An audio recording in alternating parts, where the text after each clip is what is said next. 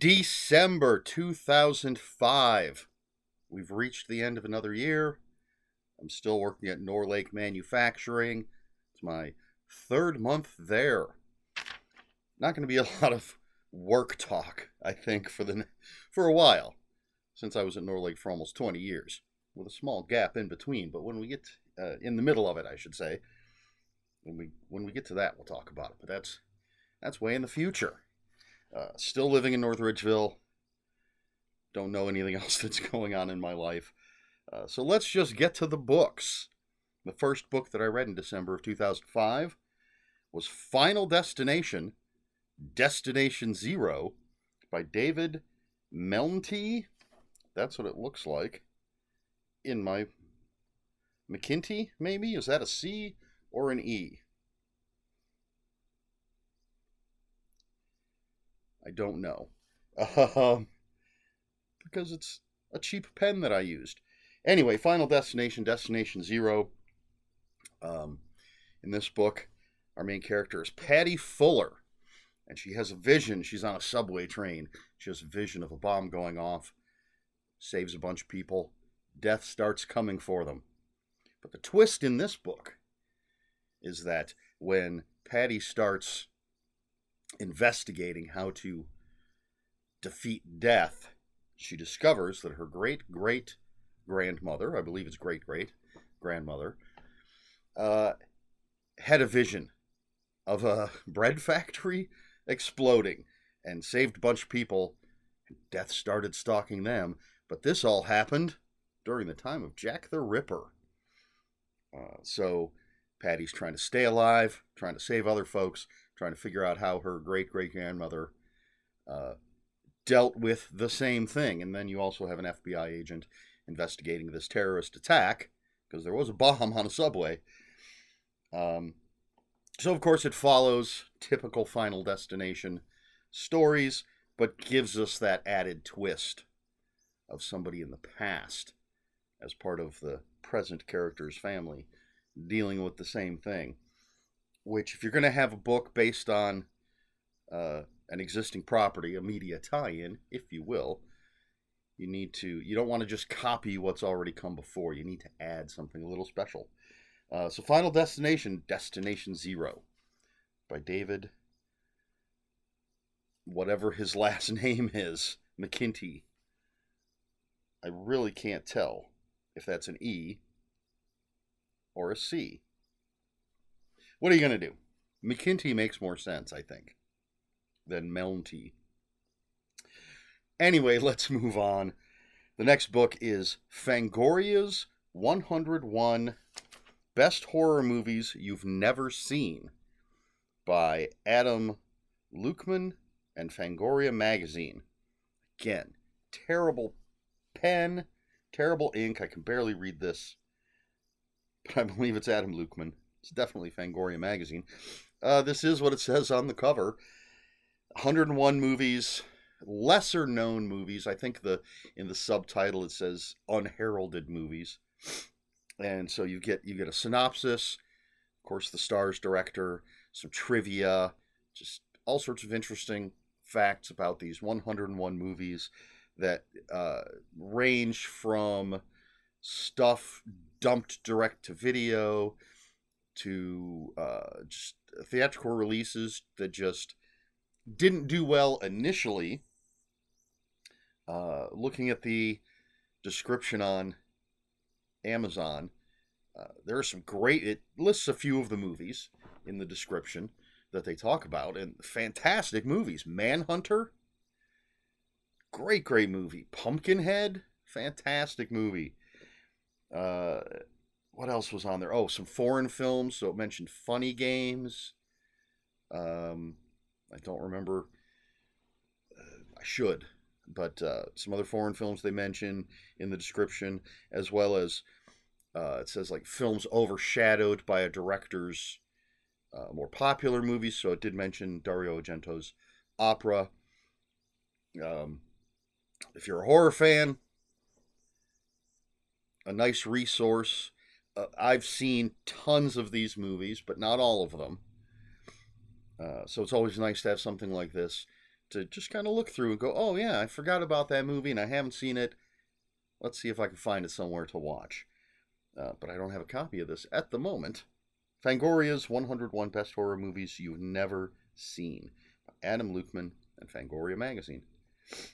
After that, Nothing's Sacred by Lewis Black. The comedian. The angry, angry comedian. I'm a Lewis Black fan. And this book is not just, as with a lot of comedians' books, it's not just his comedy in prose form. This is, there's a memoir element to it. One of the things I looked at on Amazon said that it's about 2/3 memoir, and the other third is just straight comedy stuff. But basically, it's Lewis Black in all his comedic angry glory, but talking about his childhood and his early adulthood, basically the things that formed who he is. It's essentially what a memoir does, right? And how he developed his comedy style, his anger, his political anger, mixed with a bunch of his comedy stuff. Since he tends to take down things that I feel need to be taken down, I am a fan of his work. And it's always interesting to me, anyway, to go back and see what made a person who they are. So Nothing's Sacred by Lewis Black.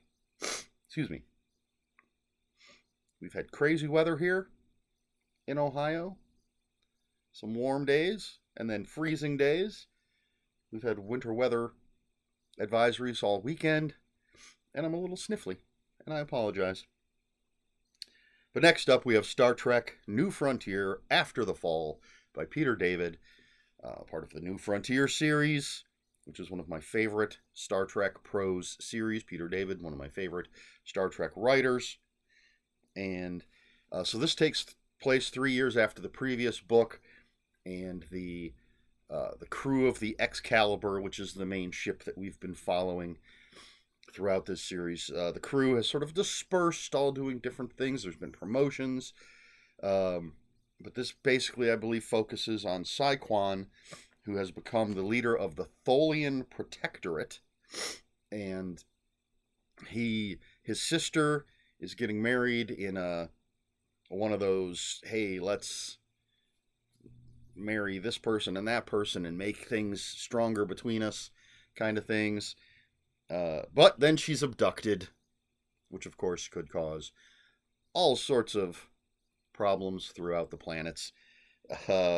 So Mackenzie Calhoun and the rest of the Excalibur and other current and former crew members are going to try and find out what happened to Saquon's sister. But there's an ancient evil, an evil from their past, or at least the past of the Federation, coming. Peter David, very good at, in my opinion anyway, very good at taking things from the original series, Next Generation, just taking things, little tiny things sometimes bigger things, from past shows, past iterations of Star Trek, and incorporating them, bringing them into at least the time of New Frontier, obviously, or whichever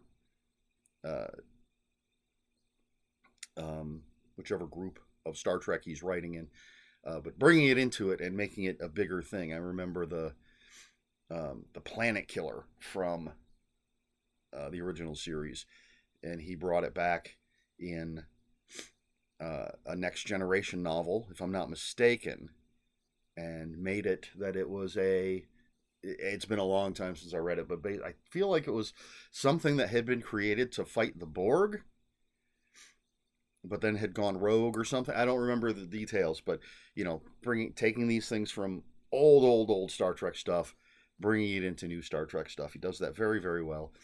Anyway, and I love the New Frontier stuff, love all the characters. Star Trek New Frontier After the Fall by Peter David. Pardon me.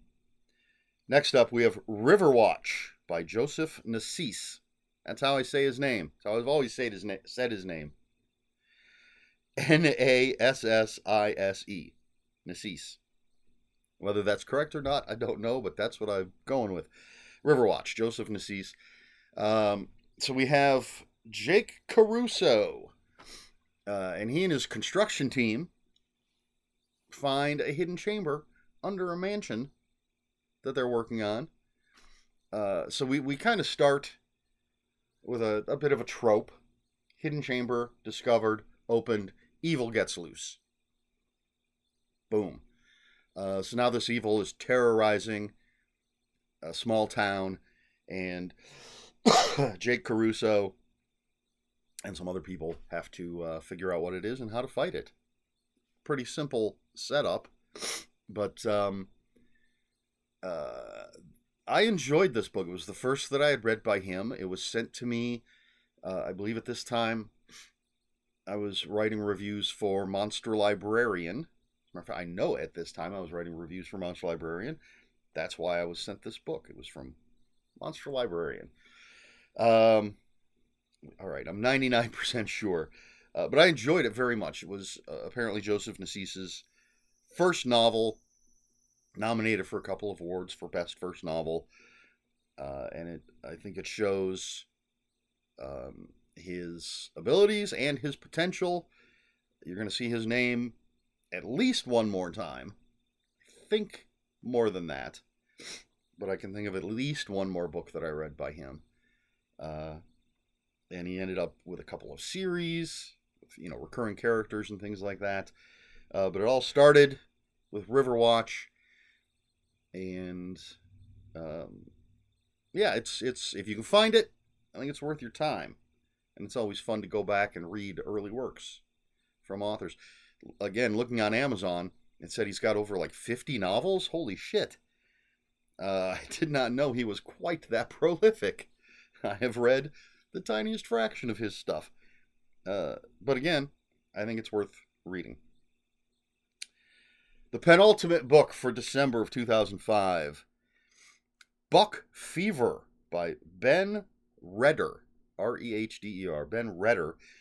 This is the first book in the Blanco County Mystery series. And our main character is a game warden named John Marlin.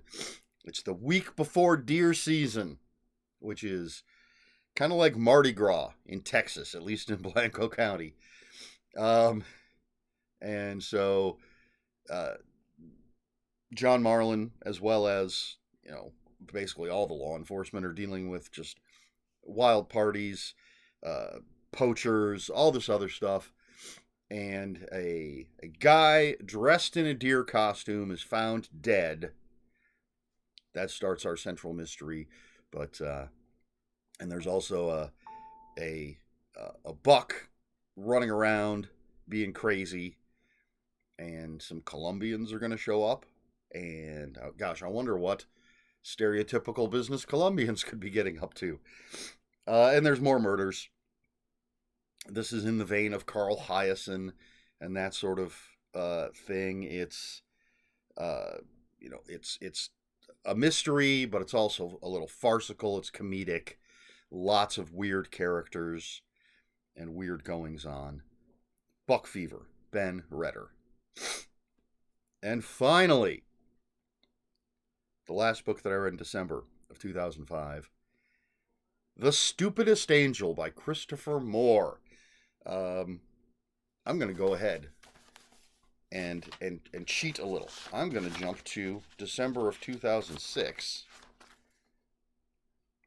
And look at that, The Stupidest Angel by Christopher Moore. Let's see December 2007. Nope. I broke the mold. December of 2008. Nope, apparently I didn't do it that often. But there was a time when I was reading The Stupidest Angel every December. Maybe I should start doing that again. It has been a while since I've read it. But what is The Stupidest Angel, you might be asking? Well, if you've watched my past videos, you'd already know this. But for those who haven't, in The Stupidest Angel, we have an angel. I don't remember his name. I didn't even bother to look this up. One of the angels from Lamb, the Gospel According to Biff. And he has been sent to Earth. He has to grant a wish to this kid. But he's spending a lot of his time just hanging out watching TV and stuff. He wants to be Spider-Man. I mean, who doesn't? But meanwhile, this kid sees whom he thinks is Santa Claus. Obviously, it's just somebody dressed as Santa Claus. But he sees that person get killed. And so his wish is for the angel to bring Santa back to life. Well, the angel, goes to the graveyard where Santa's body has been buried. Doesn't know which grave it is, just sort of makes this, hey, come back to life now kind of thing that encompasses the entire graveyard, and now we have Christmas zombies. That's what we've got, is a Christmas zombie book by Christopher Moore, so it's very funny and well worth reading every December. But yeah, it's up there. Maybe not my top 5 funniest books. I'd have to think about. Maybe I'll make a list sometime of my top 5 or top 10 funniest books. It's easy. Hitchhiker's Guide to the Galaxy, I think, will probably always be number 1. I hate to say it, but Good Omens. Half the authors of that book aren't scum, apparently. Attack of the Killer Tomatoes novelization by Jeff Strand, absolutely hilarious. The Gospel According to Biff. Lamb, The Gospel According to Biff. That book is so funny. Stupidest Angel is up there somewhere, maybe in the top 10. But I highly, highly recommend it. The Stupidest Angel by Christopher Moore. So that's everything that I read in December of 2005. Question for this video.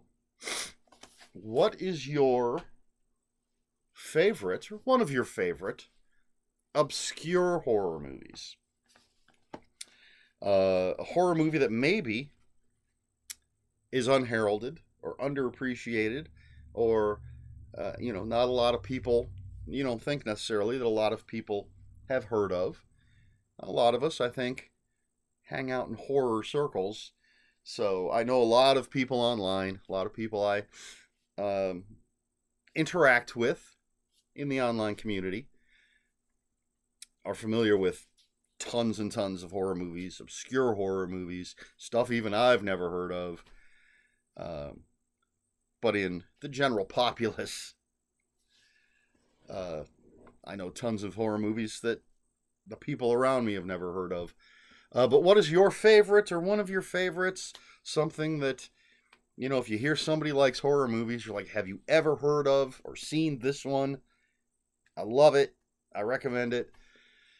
Because I didn't think of this ahead of time, I don't have an example. I'm trying to stay away from like the super low budget stuff that I've picked up at conventions and things, because my automatic answer would just be Chainsaw Sally, because I absolutely love that movie.